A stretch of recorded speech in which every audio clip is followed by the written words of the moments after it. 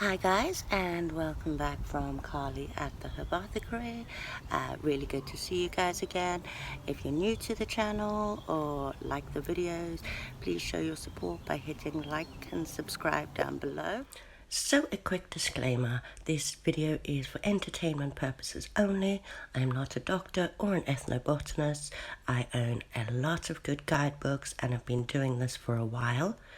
So please always do your own thorough research first. Don't pick anything unless you're 100% sure of what it is. Check with a book, check with the internet, check with an experienced forager that might know more than you. Always make sure you've got the landowner's permission before you pick anything. Avoid areas of high pollution where they might have used pesticides, and pick as high as you can to avoid where animals might have sprayed. Do not pick endangered species. Please always make sure that you only take as much as you need. Leave some for the creepy crawlies and the birds. And it is advisable to leave your foraged finds outside for at least half an hour in a cool place so that any of those creepy crawlies can find a new home. And always thoroughly wash your findings before you use them. If you've seen any of my most recent videos, you will know that I have a whole host of issues that I have for a long time dealt with herbally to keep under control. Most recently, asthma and a chronic allergy to pollen and house dust, but I have suffered from migraines my entire life. So is my husband, and normally I deal with it with a feverfew tincture after the event has started, but knowing that prevention is way better than cure.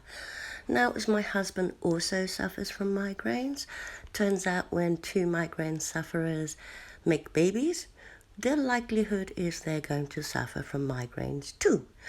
And as I'm not comfortable with them using a tincture on a daily basis, today we're going to be looking at a couple of ways that we use feverfew at home, that it can be consumed in a small amount every day and act as a preventative for said migraines.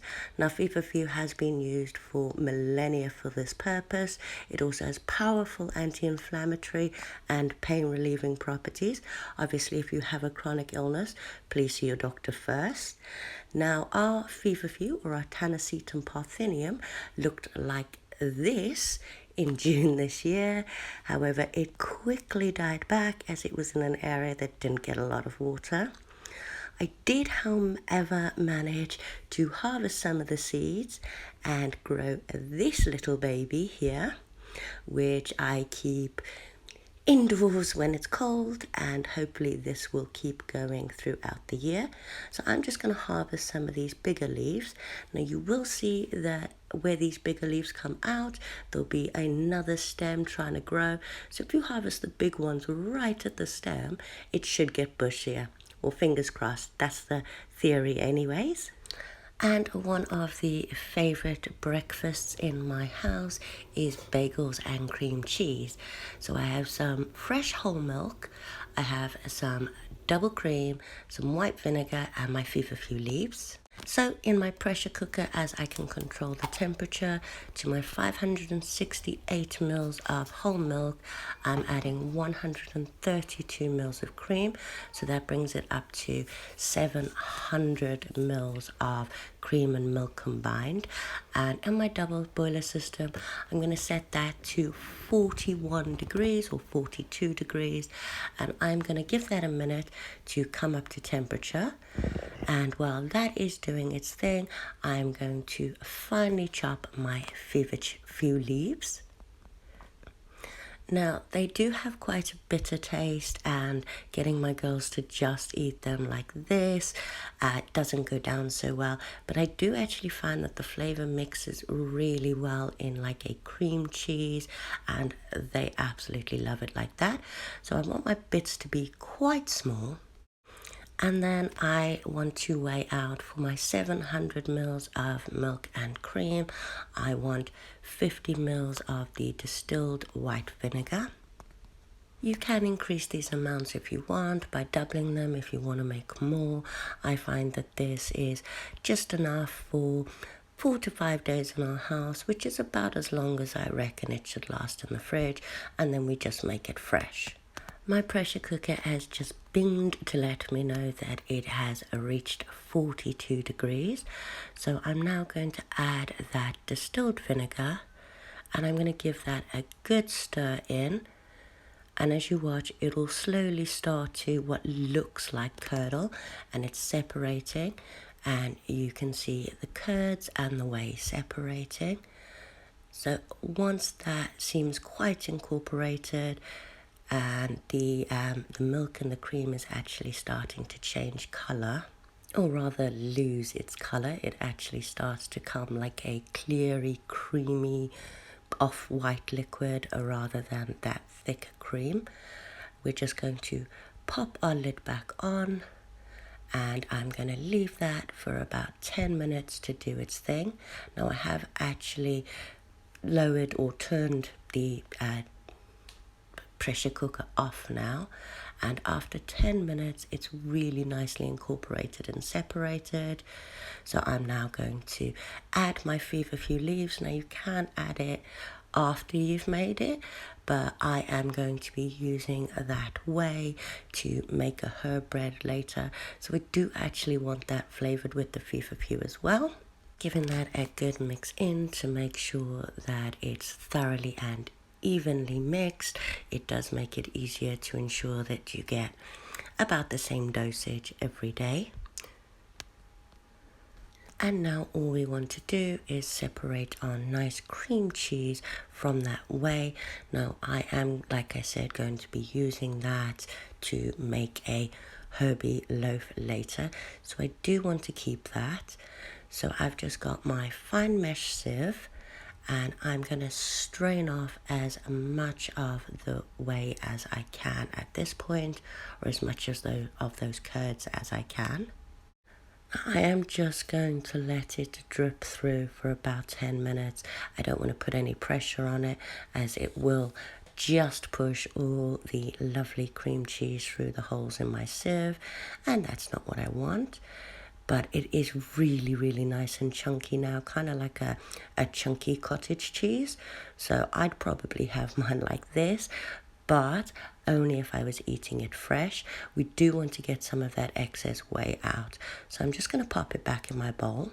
And then using my spoon, I'm just going to mix and turn that, and squeeze rather, that cottage cheese until I get all that extra liquid out.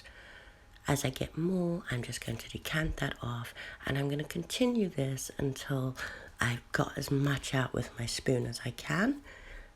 And then it's time to pull out the gloves. Now I only have these blue surgical gloves, so I did give them a good wash first, as sometimes they're covered in talc to make it easier for you to get them on. But I am just going to give that all a good squeeze together and get out the very, very last of that whey. And as this batch is for the cottage cheese lovers or the cream cheese lovers, I will just be storing this. But I did knock up a second batch, which I am turning into closer to mozzarella for myself. Now, my girls aren't particular fans of the rubbery texture of mozzarella, but I am.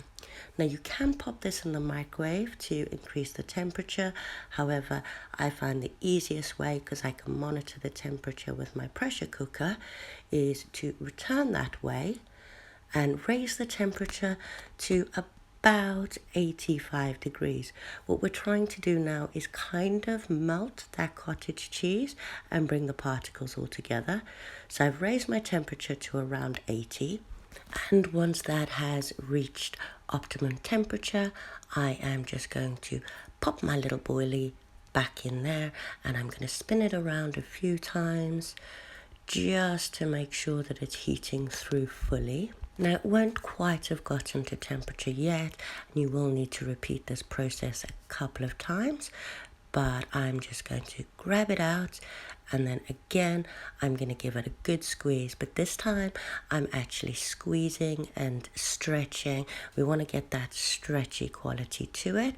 So this one definitely isn't quite ready yet, so I'll pop that back in again. If you have a food thermometer, like I said, you can do this in the microwave, and once it reaches about 71 degrees in Celsius, but I just keep repeating this process, popping it back in my bowl, giving it a good squeeze and a good stretch until I get the optimum temperature. On this occasion, it took, I think, 3 returns to the bowl before we got the perfect stretchy texture. Probably could have left it a little more. As you see, it is quite splitting, but I'm going to take the risk with this, and I'm just going to prepare it for storage. So I'm just going to ball mine up, and then we actually want to cool it down, so we want to stop the heating temperature. So I've just got a bowl of icy water. Well, it's actually just cold water at this point, and I'm just going to pop it in there to cool down for about half an hour. I might actually pop some ice cubes in if the water seems to be warming up too quickly. Now that leftover whey can be used for pretty much any recipe that calls for water in it. It is packed full of nutrients and vitamins, and as I said, I'm going to be using it in the dough for the herby bread I'm making later, as it's also full of the flavors and the goodies from the feverfew. So just time for a quick taste test of that cream cheese before, well, because I woke up with another headache this morning, and this spread's absolutely lovely. It's going to be perfect on bagels, but all I've got is some rice crackers at the moment. But this is absolutely gorgeous. I'm so glad with how it turned out. I will try the mozzarella type cheese later, and just while I'm enjoying this, just before we get on with the next thing that we use feverfew for, which is actually a garlic and herb butter, which again we'll be making from just that double cream. I will be using all of this batch of butter in that garlicky herb bread that I am making later. So I've got some garlic, I've got some chives. Now if you are planning on using this butter not straight away, I wouldn't add the garlic at the mixing stage, as the acids in it can A, slow down the process, and B, give it a different flavor really. But like I said, I will be using mine straight away. So I am going to finely chop my garlic, as this will be going into a loaf. It will cook down in the cooking process when I'm turning that loaf into a garlic bread. And it is easier to get a finer chop if once chopped you mix the herbs together and give them another chop. So on with making the butter. Now I haven't got my food processor with me, so I'm just going to use this jug and pop in our cream. I think it's 270 mils of cream, and I do have just the handheld mixer. It's sometimes easier just to put it in a jar and shake it over and over again, but that does make your arms really tired. So today I will just be giving it a good mix up with this handheld blender. I do advise starting on slow at first to avoid the cream going absolutely everywhere. I will admit I've made that mistake quite a few times. But once it starts to thicken, turn into a thicker cream, as you can see, it starts to coat those whisk attachments. This is the point where I add the feverfew. As I said, if you aren't planning on using it straight away, I'd leave the garlic out and just add that at time of cooking. So it's a bit thicker now, so I'm just going to keep mixing, incorporating all of those herbs in until it starts to separate. Now, this can take any time from 10 minutes, depending on the cream, to half an hour, which I believe it took today. Once it gets to a really thick whipped cream like this, I've often stolen some and added some lemon juice and turned it into a sour cream to have with our nachos and cheese. But I won't be doing that today, as I will need the full amount for the bread. After about what felt like hours, well, it was about half an hour, it finally started to change from that creamy white to a yellowy color and started to separate. You can see the little bits. It looks actually quite crumbly, and there is a clear liquid that seems to be separating from the butter. So I think I'm almost done. Now this is quite bitty because I used that hand blender. If you just had it in a jar and you were shaking it, the cream does actually seem creamier. Also, if you don't add the garlic, that helps too. So now it's time to separate it. Now I do want to get this excess cream that didn't go in off the top, as I don't want that mixing in with my butter. So I'm just going to clean my jug before I decant it, same as I did with the cream cheese. But it's definitely time to have a good clean up, as I've made a complete mess. I will not be cleaning my chopping board just yet, because I am going to use that to mix that dough on later and pull up all those extra bits that are still on there. So again, I'm just going to decant into my fine mesh sieve. And as before, you don't want to put too much pressure on it, as it will just push the butter through. So I'm just going to move that around, patting it slightly, not pushing it through, and allowing as much of that buttermilk that we've now made to drain out. Now you can use that buttermilk in baking as well. This one is flavored with the feverfew and the garlic, so I might actually add some of this in with the bread as well. Who knows, it might make it even fluffier and creamier. I've never tried baking bread with buttermilk before. I've only ever made cookies with it. But once I'd got as much of that buttermilk out as I could using my sieve and the spatula or spoon, it's time to pop it back in that bowl, and we are going to keep squeezing it and moving it together and separating out as much of that buttermilk as you can. You don't want it in with the butter. It can actually make it spoil quicker if you're refrigerating it. Again, not the end of the world today, as I'm going to be cooking with mine straight away. Well, in a couple of hours, so it won't actually have time to go off. But I'm just moving that around constantly. Now, I have heard people say that once you've completed this process, you should give your butter a rinse under cold water and repeat the process one more time. However, I normally make it fresh for the day.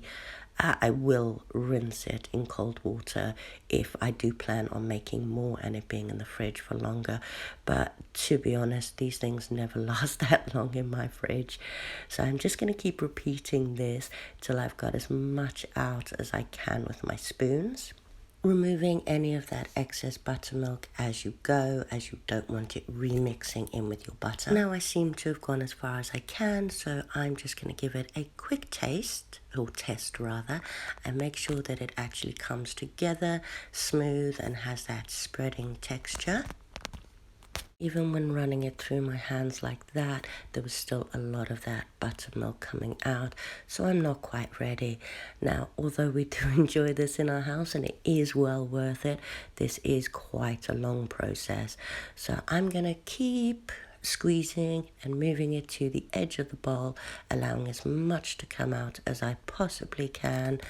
And unfortunately, I threw those gloves away, and they were my last pair without opening another dressing pack, which I don't want to do, as that's just wasteful. We do actually need them for doing dressings here. So it's time to get mucky, but at least I can wash my hands afterwards. So once I've got as much out as I can with the spoon, I'm just going to grab it and mold it. And this also helps to bring it together and incorporate it. As you can see, it was quite bitty before, but now it's nice and smooth. So I'm just going to mold that together, squeezing any of that excess out. And you can freeze this, but only once you've got all the buttermilk out. But I will be using mine later, as I said. So to make it easier to use and get in those slices in the garlic bread, I'm just going to wrap it in some non-stick paper, and I'm going to shape it out so I can just slice the bits. Once it's come out the freezer, it'll only be in the freezer for a couple of hours until I'm ready to use it. And then once I've made the garlic bread, I can just slice it and pop that garlicky goodness, feverfew butter in. Now this is actually going to be for my brother, who also suffers from migraines, but his are due to a whole host of different medical conditions and high blood pressure. So I'm hoping that the anti-inflammatory properties of the feverfew will help him out there too. Again, he has used feverfew in the past, both for migraines and for fevers, and he found it very effective. It's just really hard to get him to just have the leaves or the tea, so I'm hoping he'll enjoy that garlic bread with the steak I'm mixing up for him tonight. I might actually use a bit of the butter when I'm cooking the steak as well.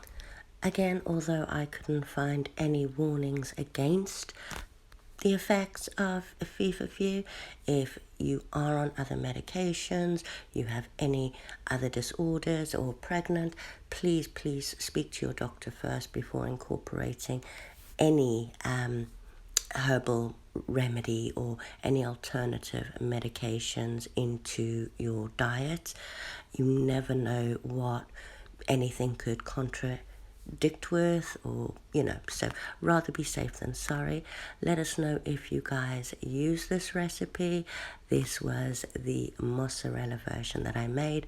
Remember to give it a nice cool or a dry down after it comes out of the freezer. Let us know if you guys have any other recipes for using feverfew, if you found it effective, more importantly, and hopefully you're migraine free. Again, as I said, with feverfew, it is most effective if you use it as a preventative, so have a small amount every day rather than just run to it once your head is already banging. Again, thank you guys for coming back to the Herbothicary. It was great to see you again. Don't forget to hit like and subscribe, and hopefully I'll see you guys again soon. Bye.